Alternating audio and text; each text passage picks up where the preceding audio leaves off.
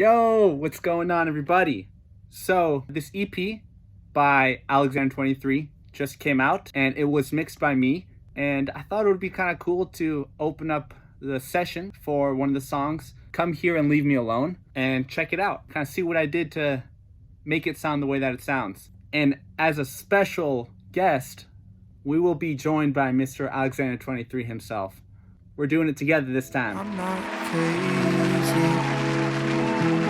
It's normal to cry in the Target parking lot. I'm not crazy. Oh, baby. No, everybody screams into All right. the pillow. All right, let's get it done while we got it. Fucking bang it out, dude. I just made some new pieces. Nice, man. I love it. I'm at the risk of the Wi-Fi, I'm gonna show you another one if I can find it. Oh, I'm an idiot. I'm wearing it. Hold on. Please come here. Oh, nice. You see it? Something Loves Me Not. Oh, nice. You already know. That's my jam right there. I love it. All right. Well, congrats on the EP, my friend. Dude, congrats to you. Couldn't have done it without you. Heck yeah, man. Well, I thought it'd be cool to dive into this mix of Come Here and Leave Me Alone. Let's go, baby. I'm ready. All right.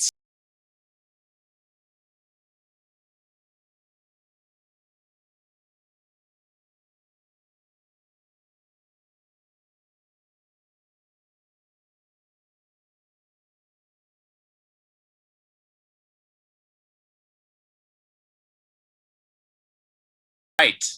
Oh, yeah. Let's dive in. Please.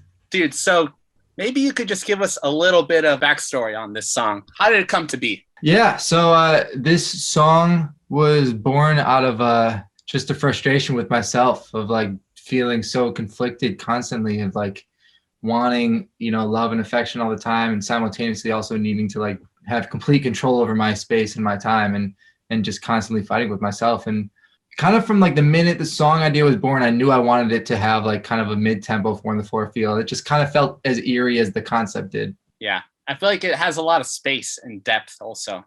Yeah, thank you. I think it's a bit more spacey and like wide and more like verby than my usual music is. But it just felt like not taking it to that place was doing a disservice to the song.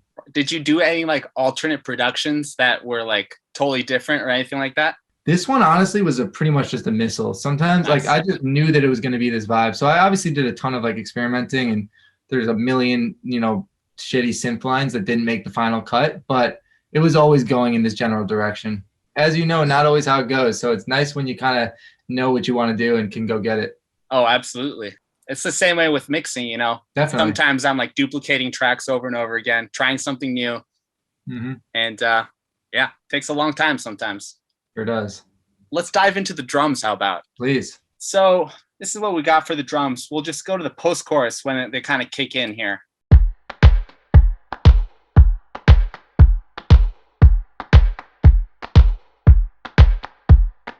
Simple, 4 on the floor. I love it. Yeah, not too much going on, but it just felt like this was a song I really wanted to find the right sounds rather than like the most sounds. And so I went through a million clap sounds, and the claps I ended up using are actually claps that I'd made for a song I produced for Role Model called That's Just How It Goes.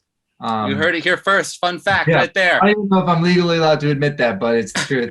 And so I took those and pitched them and resampled them and fucked with them. So until they kind of felt this, felt right for this vibe. Nice. So for those claps, just like on the mixing end, what I did was actually in the verses, I just added some reverb. Mm-hmm. Just a little bit of room and a plate reverb. I'll show you what that's doing.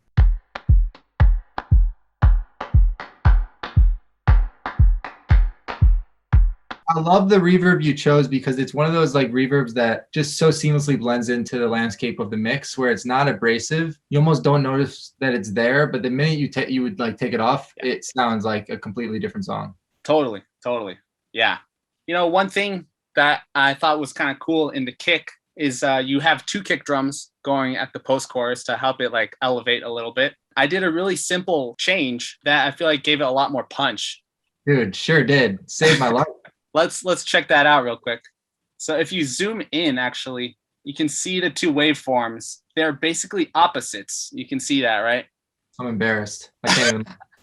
It is what it is, though. I am who I am, and that's why I have you. Amen. And all I did was this. I flipped the polarity, and here it is without it.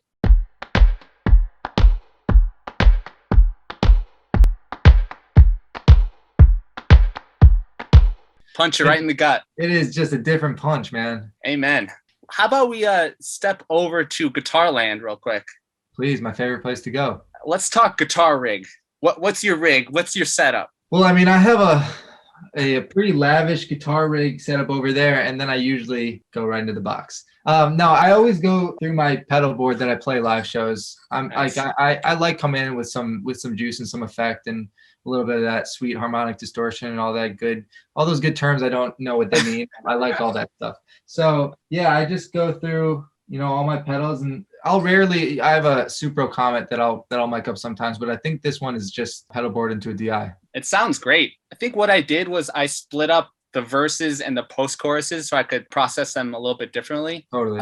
I just scooped out some of the mids and the lows to give space. Beautiful. Simple stuff. Whatever you did, it really cleaned it up. I feel like I didn't lose any guitar love, but everything else felt better. Yeah, totally. Try and be subtle, just make space for things, not change the sound completely. I gotta ask, there's this one track here. You say it's a guitar, but I don't know.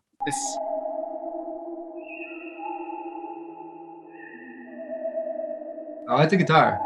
How did you make that sound? I actually almost want to go and look and find that sound. It might take me a second, but if I had to guess, I would say it was probably some kind of a primal tap effect. Oh, interesting. A lot of times if I like an effect and I want to keep the sporadicness, I'll just go all the way wet and I'll print it like that, and then I'll time it back up however I kind of see fit. Because a lot of those, if you mess with the delay time, it just will lose some of the magic a little bit. So I've found it's better just to print it and then time it yourself. Wow. So that was a guitar with a crazy delay on it. It's the guitar that is in the verse. Oh, no way. Rhythmically, if you listen close, it's pretty similar. Oh, so it's the same as this guitar. And you turned it into this. Oh, you're right. Mm-hmm. You're an evil wizard. I'm a bad boy. Let's check out what you call the sickest synth ever, which I would agree is pretty damn sick. Oh, thank you. How did you do that sound? Well, I know how I did that sound. My very good friend, Yanni AP, dumb mixer, lent me his Prophet 6. And this is just a straight up Prophet 6 laser beam synth patch that I think I dirtied up a little bit after the fact, but yeah, the Prophet I think it's my favorite synth to just add in stuff that can fill out the mix. Nice. Okay, there we go. I love that. Mm-hmm. That sounded really good when I got it. I think what I did was, I did this crazy thing here. That's way out of my wheelhouse. It's doing some sort of stereo panning thing. Let's not get into it. But I did add some reverb, which I like to use a spring reverb for synths. Oh, gorgeous. Kind of has a cool character. I'll just exaggerate it so you hear it. What you did sounds great. I'm going to steal that tip from you. I'm going to send it to you just dialed in from now on. There you go. Ah.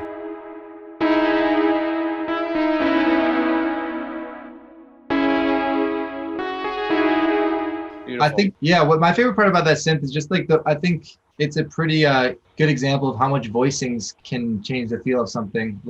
That second chord, I think it's an E major, having the 7th not on top of it makes it just feel so much sadder. Yeah, and kind of unstable too. Exactly, yeah. And I think because it's supported by, the bass and the guitar that are a bit more traditional harmonic,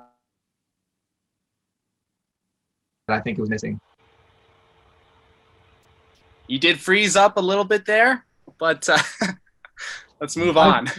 Yeah, let's go. All right, man. Maybe let's just check out the lead vocal real quick, and yeah. then we'll call it a day unless you have some other stuff to add to it. I think we're fucking crushing it. Tight. So maybe you could explain what's your process for recording vocals? I do it all pretty much just by myself in here, and I just go into the Peluso P12. Nice. Got that into the Focusrite ISA1. That's coming right into the Distressor, coming into the Apollo. And honestly, you helped me dial it so good that I find myself doing less and less post processing. Yeah. You know, part of that is because the chain sounds great going in, and part of that is because I know you're going to clean it up. So I don't even need to spend the time. It's funny how much less time I spend on my own vocals than like if I'm producing a song for someone else. I'll like sit there and dial it in for like years. And for mine, I just like usually just a couple takes, just get it in, get it feeling right, make sure it sits right in the track, and ship it to you. Nice. I feel like a lot of people are the opposite, actually, where they're hyper focused on their own voice and they're constantly tweaking it forever, basically. Totally. I have this kind of a version of that simply because I value the live show so much, and I want to sound the same. I don't want anyone to ever come to my show and be like, wow, he doesn't sound as good as the records. Yeah. And that doesn't mean like making the records sound worse. You know, I feel like it's just like when I go to sing the song, I make sure that I'm ready to really sing it, and I want to give an emotional performance, and I want it to feel human. I love that. Yeah, it sounds great when I get it. All I do is like some cleanup stuff. Add just a little bit of top end.